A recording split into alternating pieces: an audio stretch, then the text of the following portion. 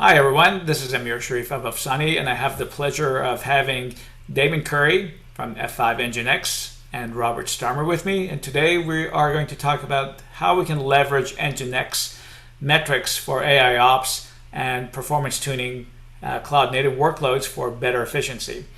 Let me first do a brief introduction of Damon and Robert. Damon is Damon, why don't you introduce yourself, and then Robert, why don't you introduce yourself, and then we get into the topic. Yeah, hey, thank you, Amir. My name is Damian Curry. I am the technical director for the Community and Alliances team here at NGINX. And Robert? Great, yeah. My name is Robert Starmer. I'm the solutions engineer for Opsani. I help people integrate our technology with everybody else's, such as NGINX. Wonderful. Well, the reason I thought this was an interesting conversation to have is because all of us have seen the massive movement to the cloud. First, there is basically API consumption of resources, so you can get more memory, more CPU, any kind of resource that you want to make your computational workload function. Second, we have the adopted cloud native constructs, which allow us to go to market much faster. And I think therein lies the rub, because what enterprises do is ship software as rapidly as possible. And per my experience, and I would love for you guys to comment on this, per my experience, developers basically pick the first value of resources, a certain amount of CPU memory that works, and they ship software and they basically forget. And never mind if it's over provisioned or is causing a little too many errors or whatever, if the budgets are wrong, nobody notices it, and everybody kind of pats themselves on the back for shipping software more quickly. That's the problem that I see. And there's a solution to this. And the solution, luckily, is in the wide distribution of the NGINX ingress point because of its open source nature and it's being available everywhere. NGINX is kind of a natural point for us to capture red metrics for applications, red being for the rate of transactions, the error rate, and D for delay or latency. And that allows us to introspect on what the workloads are doing and use AIOps capabilities to fine-tune that workload. And this is what I'd like to explore today in our webinar. So without going further, Damon, I want to come to you first. I assume that you get some calls on performance issues, and based on your insights, when do customers start performance tuning applications? Yeah, it's always an interesting one because everybody always tries to do a certain amount of performance tuning off the bat, right? You're gonna do some baselining and you do all that, but you're always usually just doing it on a per application basis, and then you get a general idea and you push it into production. And that was the whole drive of the cloud. We can now provision as needed instead of having to do the old school way of, okay, well, I need to buy X number of servers now because it takes 3 months to provision them and get them up and running. So we started to get a little bit lazy with that. So we went, oh yeah, we'll just spin up another instance. That's not very hard. It takes 5 minutes to get that new one up, and then we're good to go, right? And then all of a sudden you figure out like, oh wait, why is our AWS or Azure bill this high? Like, this doesn't make sense. So then somebody goes, okay, quick, well, fix our bill. So you go around and you start throttling non-production, and you look at all the things, you turn off everything that's not being used, and you start imposing policies. But nobody really wants to touch production, right? Everybody's going, well, production's working, unless it's a problem and we can prove it's a problem, don't mess with it. But what it's really easy to understand is that it's really easy to spin things up, and it's harder to spin things down. It's really easy to add workloads, but you have to do it intelligently, and that's where the big complication comes, especially because it's not in the cloud provider's best interest to make it easy for you, right? The more accurate you are with your consumption, the less money they make. So it's a really tough position to be in, and I feel like it's one of those fun things where when the cloud first kind of came to be as a concept, a lot of the problems that we thought we were fixing with it, we were just changing around. So, that was the whole thing. Oh, I don't have to pre-provision my entire data center on this idea of how much traffic I think I might have. But then it's just, oh, quick, we'll just spin up another one. It's just another AWS instance, and it's becoming more and more of a problem, I think, for people. I think it's actually gotten even worse because spinning up an instance still has sort of a real world clock time relationship to consuming resources.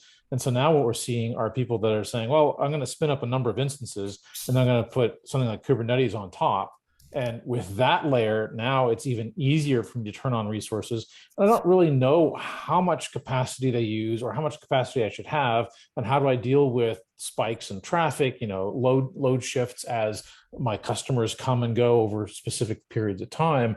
That whole knowledge of what's going on with their application starts to go away. And admittedly, tools like NGINX really help with that to a certain extent, make it easy to ignore and sort of cover over some of that, because the load balancing does such a great job of hiding sort of the spikes to a certain extent. Yeah. But you're still using resources and don't have a good handle on what do you really need? How can you actually make your application perform the best? And how do you give your customers the best experience out of this entire environment? Yeah, I mean that's a really good point. It is kind of funny. I've made the comparison before that, years ago it was, oh, just put it in the cloud, it'll make everything better. And then all of a sudden people realized, like, wait, my performance went to hell and I got this huge bill. Well, the cloud must be awful. Well, finally we figured out, like, yeah, there's upsides and downsides to everything, and you need to architect around them.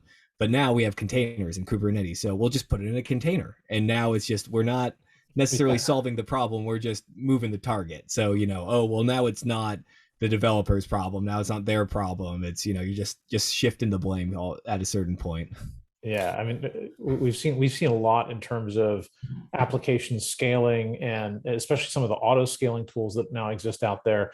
And even they don't do a good job necessarily. Again, the load balancer does its job. The system is able to handle the requests as they come in at a certain extent. But is this really the best performance that you can get for the resources that you've actually applied to the problem? Nobody has a clue. Right? Yeah. Classically, I think my favorite experience in working with engineers as they're looking at resources comes from the VM days, right? Was giving people access to something like the AWS console, saying, go ahead and spin up a VM. This is your machine. Don't treat it like, don't treat it like a pet. Realize that we're going to get rid of it, but just turn on what you want. Everybody picked the absolute biggest instance that was available to them. Yeah. Like, why? Well, I don't know what I need, right? That's the crux. I don't know, and I have no tools. Well, didn't have any tools to help me drive that message. And that's the other good point. It's easy to scale up. Scaling down's another issue, right? I mean, I've run into it personally in the past in prior jobs in AWS specifically, where it's like, okay, cool, responding to spikes in load is easy, and then all of a sudden you're going, okay, but we forgot about how to turn things off. Right. And now you've got one user stuck on that machine and two over here. And now you got all this underutilized hardware. And how do you actually spin them down? Yeah. How do you deprovision? It's not just as simple as turn something off. I mean, I think the Kubernetes world mentality has started to sort of say that's the case, but it's still not quite there if you haven't architected your application right. Well, I want to drill on some of the stuff that you said. One is, for us to know what an application is doing or how it's performing or whether it's over provisioned or under provisioned, we need to have some metrics. So David, can you talk about the types of metrics that are available on NGINX? Yeah, and that is one of those places why there is a great correlation here, especially when it comes to the NGINX Plus product. Just because of the number of metrics that we expose, it's a very important place to know, because it is acting as, the ingress point. It's the entry point to your infrastructure, basically. So all of the traffic's going to pass through there, and it can also return a lot of interesting information back out, such as, what are the responses coming back? What's the response time between those upstream servers? You can glean a lot of information by looking at how the responses are. If you all of a sudden see a spike in latency, well, you probably got an overloaded instance there, and hopefully there's enough intelligence in the load balancer layer to route traffic away from that instance and then feed all that information back out to another system that can look at it and make that decision and have that better granularity of not just saying, oh, okay, well, I can see how much of my CPU is being consumed on this particular instance, but instead being able to say, okay, this instance was having issues at the time. It was running on this piece of hardware, and looking at that bigger picture, just because it's always the more information you have, the more intelligent of a decision you can make when it comes to those sort of performance tuning angles. Can you get more granular about the metric types though on Yeah. NGINX or NGINX Plus? Yeah, so when it comes to NGINX Plus, we do expose a lot of metrics, from the very high level of just how many active connections are going in and out, down to breaking it down to where, what different DNS name or server block is configured on that's getting those traffic, to actually how much traffic is actually going to each individual upstream, and what is the response time back from that upstream. So you're able to break down, and also associated, what was the response code? Is it do you have a server that's all of a sudden returning a bunch of 300s or 400s or even worse 500s? Are you seeing those errors, and you can really pinpoint it down to what section of the application is doing that, and hopefully even down to the individual pod that may be having that issue, or seeing that resource contention or something like that. Okay, so now I understand what NGINX does is a load balancer is an ingress point that generates a lot of really granular metrics. Robert, tell me about Opsani. What does Opsani do, and how can Opsani leverage NGINX metrics? Yeah, so Opsani's sort of big add to this whole equation is taking the model of load balancing and adding an additional resource that can actually be used to tune the environment. Because one of the things that we have in general is when we're looking at performance and we're trying to take what a tool like NGINX can do in terms of managing it to its best abilities, the scale and the load across a number of instances, it's still very hard to pick out of that a specific tunable metric, or rather a tuning result from any one metric, right? So if I make a change to the system, how do I then determine did that change actually have an impact if I'm making the change to the entire system? And So Robert, sorry, I'm going to interrupt you. I'm going to put something up for everyone to see kind of the overall architectural view as you're talking about what Opsani is. sure. That's perfect, right? So Opsani basically takes information from the system, and NGINX Plus metrics are actually a great source for that information.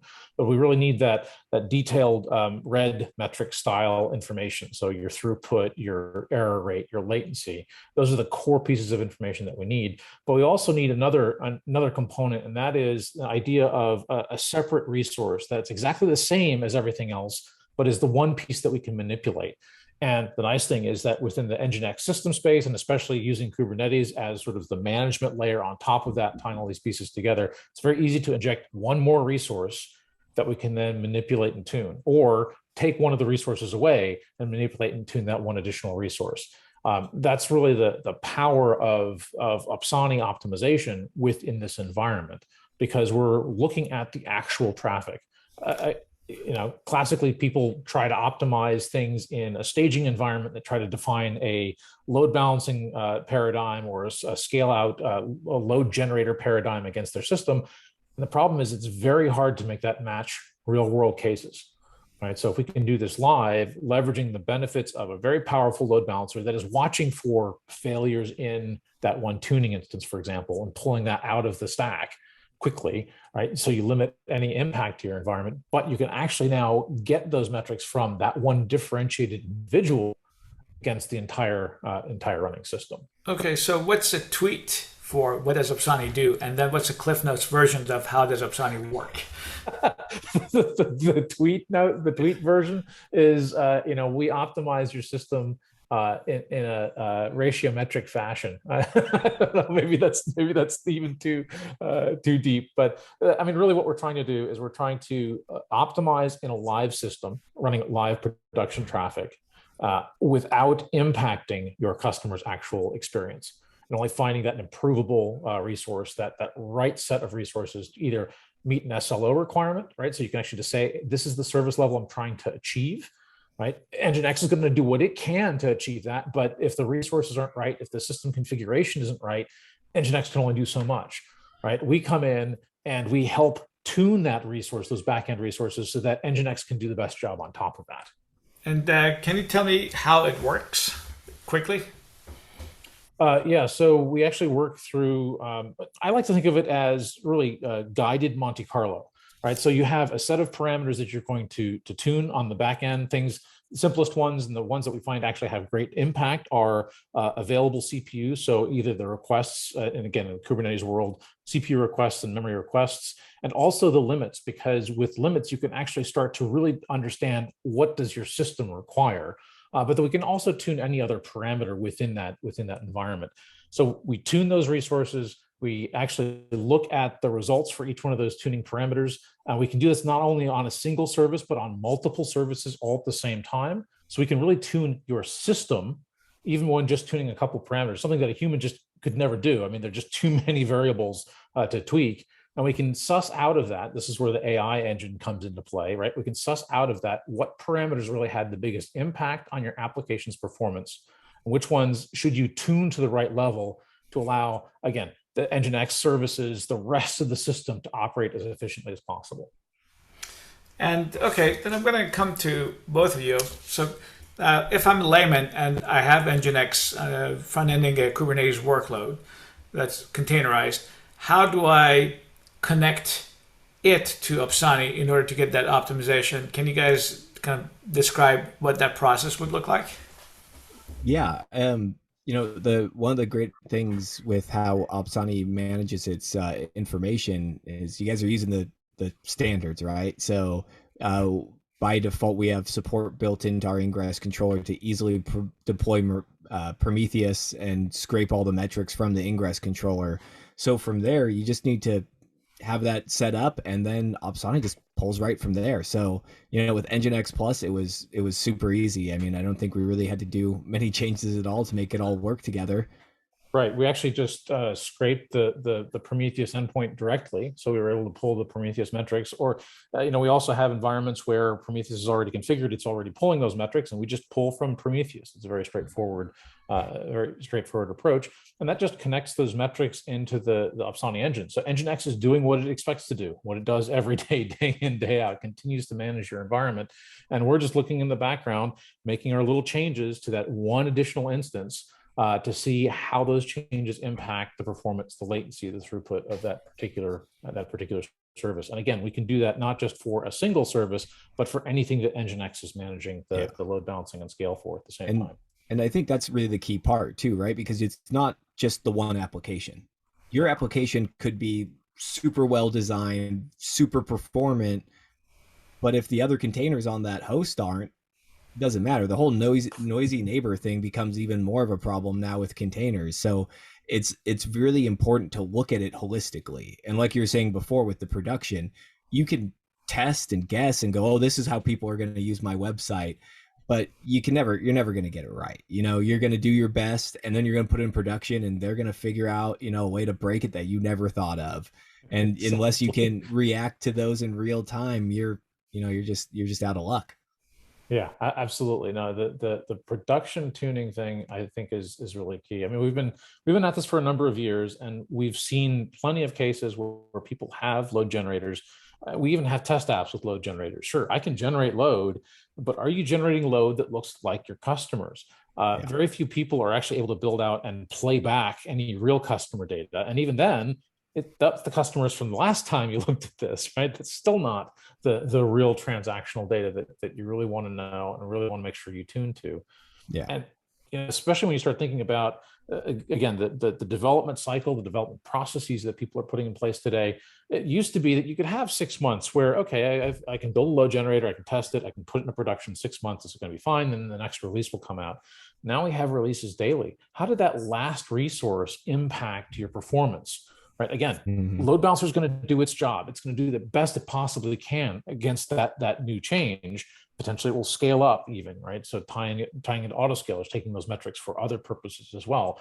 But you still have to continue to tune the system, especially as changes happen. Yeah. Right. And don't get me wrong, it's not like we're saying you don't do it in pre-production. You always, it's not like this is the changes everything. You still need to do that testing, but it's just getting that next level and being able to not only be able to respond to things that happen, but also when new things changes, it's being able to actively change it and stay on top of it, because like you say, you're doing daily, if not hourly updates in some cases. So you're constantly changing your environment, and it's playing whack-a-mole with all the different bugs, right? Okay, well, this app broke, but I didn't change that. But these three other apps that are interacting with it, and it's just trying to track down that dependency string. We've even seen cases where people are very happy with the fact that they're able to pass all their tests. But when they actually look at, again, take that metrics information about the performance of your application and realize that, yeah, those apps changed and they function and your customers will be able to use these new functions, but the latency has tripled. Yeah.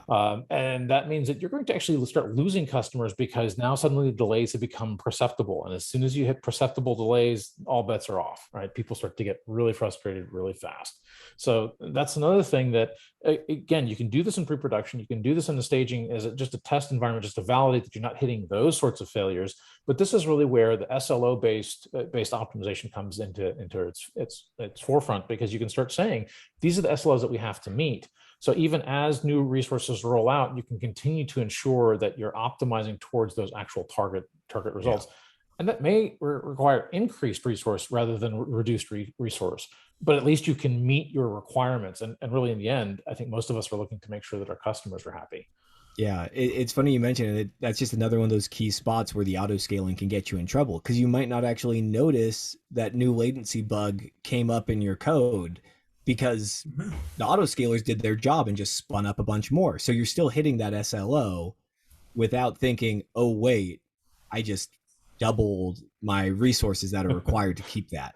Right. It's almost like there should be an SLO for how much money you're using per transaction. Yeah. I mean, it's I believe me, I've done that math before. So it's definitely something to keep in mind.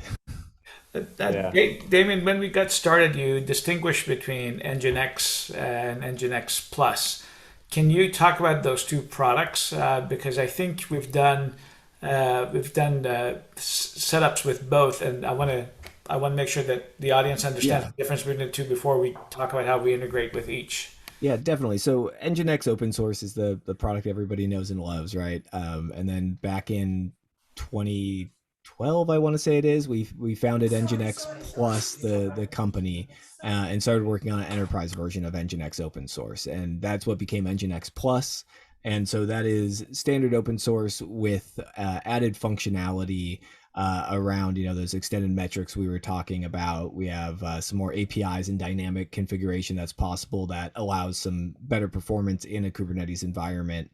And then to make things extra complicated, there's also multiple versions of the NGINX ingress controller. So a lot of people are aware that by default, when you deploy Kubernetes, it will have an ingress controller, and that is built on NGINX open source. Technically, it's built on OpenResty, which is a fork of NGINX open source with a bunch of Lua modifications to it. That is what ships natively.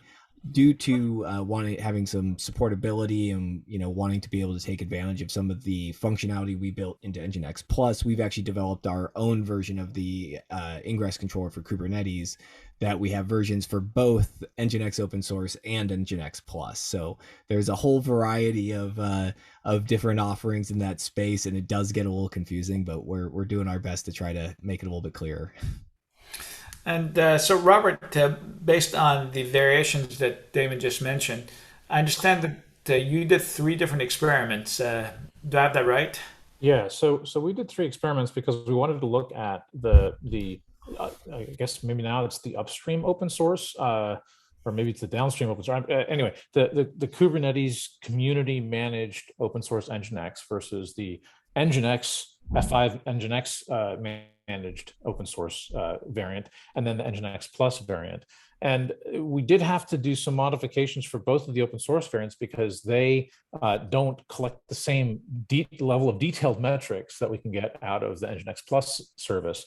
So we actually did inject yet another load balancer in front of NGINX just to be able to capture the metrics. So we use the Envoy proxy just because it's a simple, lightweight proxy just for that function. Again, standard metrics model for that. So we did have that in front of both of the 2 open source resources. But then when we were able to use NGINX Plus, we didn't need that extra resource. We didn't need the extra overhead that injected, and we're able to actually make the system even more efficient. So wait, this just in. I think we have some visual props that again. Yes, I think we do. Yeah. So if you want to walk through the different variations that you just described. Right. So basically, we have a couple. There are a couple of different load balancers in the Kubernetes space. So there's the ingress controller, and we can gather metrics potentially, at least in the NGINX Plus case, directly from the ingress controller load balancer. There's also a load balancer at the service level that gets deployed. That's usually the kube proxy load balancer. But in our case, we actually also deployed NGINX as the proxy in that case. And then in front of that, we also added an Envoy proxy just as a way of capturing the red metrics for the 2 open source variants of NGINX that we used for these tests. So in all cases, the flow was the same, came in NGINX ingress, with the exception of NGINX Plus, where we got rid of all of the other load balancers and just had NGINX ingress handling the forwarding. But here I see the Envoy sidecar, and I think here with NGINX Plus, we also have the Envoy sidecar. Why is Envoy there? This was actually, variant 2 was actually NGINX with the, well, it was NGINX open source, but with Envoy gathered metrics. That was the variation 1 of open source, and then now we're NGINX Plus. There's 2 open source, and this is, I think, where I think I confused this slide. So it's my fault for messing this up. So NGINX has their own open source ingress, right? And so there's the Kubernetes community ingress, there's the NGINX supported open source ingress, and then there's NGINX Plus. Okay. Right. So those are the 3 variants. So for variant 1, it was NGINX open source, well, Kubernetes open source NGINX ingress. There was actually just the kube proxy and Envoy providing forwarding to the deployment. So that's a fairly straightforward standard deployment. If you follow the Kubernetes guides, this is how you would set things up, right? We inject that extra Envoy just to be able to gather metrics because there's no other source of that metric information in the flow of traffic into the system. So other than going and changing your application, which we don't want to do, we don't want to have to force that impact because that actually requires engineering, might break things, create bugs, include increased latency, et cetera. That's the wrong approach to this, right? The whole goal is how can we help you optimize any component of your application without impacting it? Well, we have to inject something to gather those metrics, right? We have to get them from somewhere. So we used Envoy just as a metrics gathering resource in the cases where we didn't have metrics from NGINX. So in variation 3, which I think is the most interesting variation in all of this, which I think is the next slide that you probably have there. In this case, this is all NGINX Plus. All right, so and we're gathering the metrics not just from the system at large, so we're actually gathering the metrics from NGINX in its ingress environment, right? So the traffic is flowing directly to the ingress. From ingress, it's going directly to the deployment. And those metrics are actually the most accurate metrics because there aren't additional layers that are adding any micro latencies. And the latencies we're talking about are tiny. We basically can't actually differentiate whether we have an Envoy injected or not. So it's not adding huge latencies, but it is still adding latency. There is still touch that has to happen to the application in order to actually gather those pieces of information. And Damon, do you have any thoughts to add to what Robert said on these 3 different setups?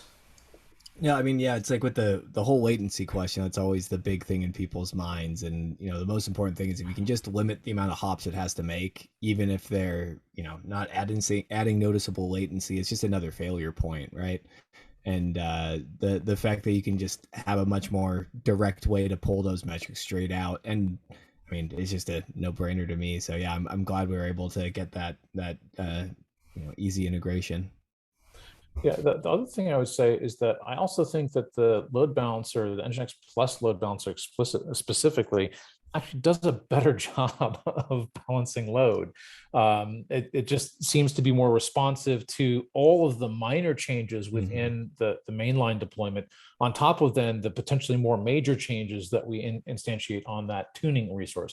And so this diagram really sort of highlights the general deployment model that we have within Opsani on top of these resources. So you set up the load balancing environment the way you expect it to be.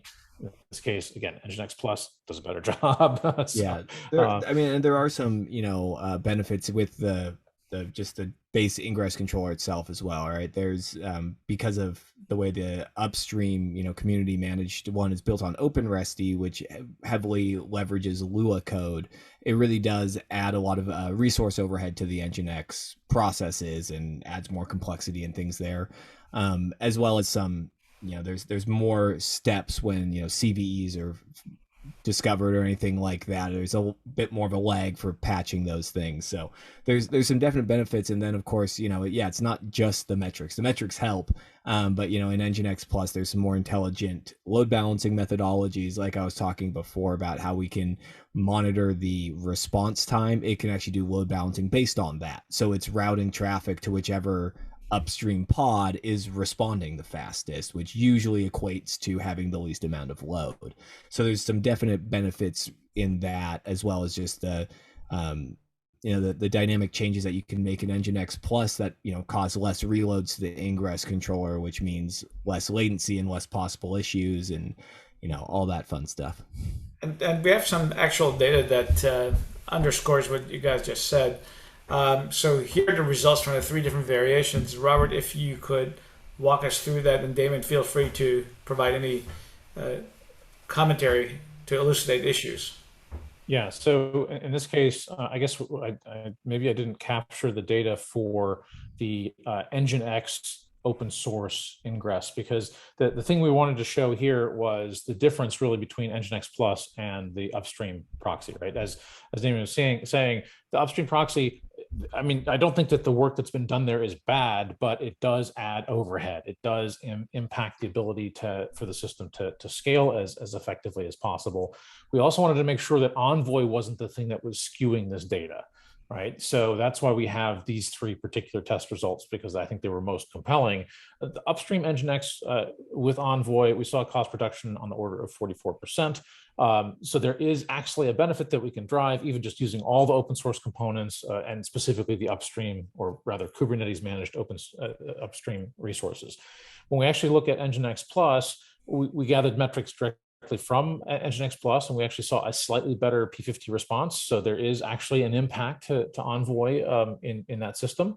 But we were able to, because of its better load balancing algorithms, we were able to tune the system more effectively. Basically, the load balancing against the mainline resources, those resources that we're not touching, that scale automatically as needed, and that NGINX Plus manages to load balance against, those resources are more efficiently used. Therefore, you can use less of them, right? So because the load balancer is just doing a better job distributing load. So we were able to find that a smaller resource, basically a lower cost resource, less consumptive resource, was able to provide the same kind of performance, and in fact increase the resource utilization. So therefore use less resource for getting the same result. But yeah, Envoy didn't impact that dramatically. There's a slight change that we were able to see. Yeah. And I guess more than anything, it's, it's interesting to show that it does make a difference, even if it's a very small one. It's a good thing to remember, even when you're dealing with containers and even on the same physical host, it's always going to add to the processing time. And like I said, it's more, in my mind, I'm less worried about the response and more worried about the extra hop of failure, right? And having any sort of other step of troubleshooting. But I got to say, when we first started running these tests, when I saw the default numbers that you guys had already were able to pull, I was like, oh man, that's pretty impressive. I had no clue we were going to see this big of a jump by throwing NGINX Plus into the mix, though. I was really amazed with how much you guys were able to optimize the cost reduction. And when I'm looking at these data, basically with NGINX Plus, I can reduce memory by 81%, reduce CPU utilization by 63%. So take us back to the problem statement, which is in the service of shipping features quickly, I tend to over provision, and therefore I don't optimize. So link these results to the problem statement where we started. Right. So, I mean, I think that you basically have done that linkage, right? So somebody goes and configures an environment. Here we used, I think we used an example application, Bank of Anthos, which is actually a fairly overweight application in a sense, in that it's not particularly efficient. And we took that application, we took just sort of generic configuration against that, and did the same thing any other engineer would do. Well, how much capacity does it not need? I don't know. How about a core and a gig? We'll just pick a number sort of effectively out of thin air, and hey, it runs, does a good job. And that doesn't seem like a whole lot of resource, so we'll just let it run at that. Right. But in order to get the same kind of performance, even just doing simple tuning with the again, end-to-end open source resources, and we can see that you can start to find what is the actual optimal config. And the part that really kind of amazed me as well was that if you have really efficient load balancing, we can find even more savings than even what generally you might do if you manually tried to tune this application. Right, you might be able to get to that 20-30%. You might continue to sort of shrink your systems over time and see that, okay, it still works, it still works, it still works. You might be able to hit that 30 or 40% if you have a couple of months and the sort of the fortitude to go through and try all the variants, right? Which is exactly what we're trying to avoid having you have to do, and yet you can still get these benefits. Let me see if I understand what's kind of on the screen. Let me recap it for you guys and see if you agree with my statement. I have a Kubernetes workload in production running that's generating money for me. I have taken advantage of an open source product, NGINX, and that's free. And by using the metrics from this free system, I can drop my costs. And if I used a better version of this free product with NGINX Plus, which I pay a little bit more, I save a whole lot more. Do I have that right? Yeah, pretty much. It seems like that. That's what we figured out. Okay, so free actually gets me cheaper, and a little bit more gets me a whole lot cheaper. Yeah. Yeah, and I think as important and as good as this cost reduction number and seeing that cost savings, in my mind, one of the most important things about what makes us different is that it's a constant thing. Because usually, even if you were going to try to do this optimization, you would snapshot your logs, you would look at over a period of time, you would do some testing in your non-production, and then you would go, okay, well, here's our changes we're going to go to make to prod. And you'd go and do them, and you'd see a little bit of a benefit. But then you'd have to wait another 6 months or a year, and then you do that same exercise again. Doing it in real time and being able to respond quickly to those consistent deployments and those just constant changes that are happening, it just makes it so much more powerful in the ongoing things. Yeah, I mean, I think that the other part of that is that when you think about the benefits of something like NGINX Plus, once you find optimal configuration, the fact that you're able to reduce this by as much as we were able to discover here with this particular application, and of course, your mileage will vary. We can't guarantee you're always going to see a 70% cost reduction and all that, right? But even still, what this shows me is that the load balancing algorithms are incredibly powerful in NGINX Plus because they give you a better load balance system. So when you pick that set of resources, even if maybe you still over provision a little bit, you give yourself a little bit of extra headroom or whatever you feel you need to do, you can still sort of feel assured that even by reducing this pretty dramatically, the load balancer is really going to do a good job of ensuring that you can maintain those SLOs even as the load changes, maybe even faster than an autoscaler can keep up, for example. It's still going to do a better job because we were able to reduce the resource needed to distribute that load across the number of active resources. All right, and as a final step, we're getting close to the end of our time. Robert, if you could explain, what the users would see and how this relates to, I think this is variation one of the tests. Yeah. If you could explain what is it that users saw and how what the savings are. So this application tries to sort of represent a change over time for an application. So that you're seeing sort of the traffic pattern change up and down, and the system is looking for data points where it can actually measure a consistent ratio between the main instances and the tuning instance. So we want to make sure that we're getting equivalent-ish load into the system. One of the things that we see here is that, at least initially, all the dots are clear in this sort of wavy graph, and that actually indicates that even though those data points were measurements, we gathered data from those. Those measurements were considered not acceptable for the optimizer. right? So the machine learning algorithm sort of kicks in, and even over time will continue to throw points out if it finds better data that gives it more accurate results for finding an optimal tuned parameter. So it does this continuously, so it's constantly looking to update the results. The other thing that we see is that we see for the optimal value, we get a picture of the latency relationships, the error rate relationships, and even the general cost ratio relationships for these, right? So in this particular case, I think this hadn't actually finished its optimization, because here it's only showing about a 16% savings at this point in time. But it's still showing ratio as things are continuing on. And we're also seeing that, hey, that the optimal result actually had a lower error rate than the mainline sort of the default configuration, right? And this sort of comes back to that idea that the load balancer is doing everything it can do up to its abilities. And so we're here then sort of coming in on the back end and finding a more optimal configuration for the actual application itself. Very good. So just as we're wrapping things up, Damon, where can the audience go and download an NGINX ingress point or load balancer? Yeah, I mean, there's going to nginx.com is usually the easiest place. You can find all of our ingress controller stuff on GitHub, so it's all out there and in the public. And yeah, you can come on and get a trial for NGINX Plus and run as an ingress controller. And it's also in all of the different cloud marketplaces where you'd expect to find it. And Robert, where can people get their hands on Opsani? Opsani.com. There's a free trial link right at the top of the page. Try it out. I mean, this is the amazing thing about all these tools. You can try them. You can see this for yourself and really see and experience the benefits. Well, gentlemen,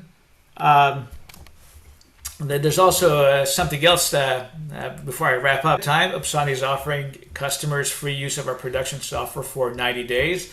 Optimize as many servers as you want to, no strings attached. At the end of the 90-day trial, you can convert to a subscription for a phenomenal 80% off of the normal list price, or $100 per service per month. And you can pay that via credit card or a PO. And if you want to unplug, we'll take the instance down, no strings attached.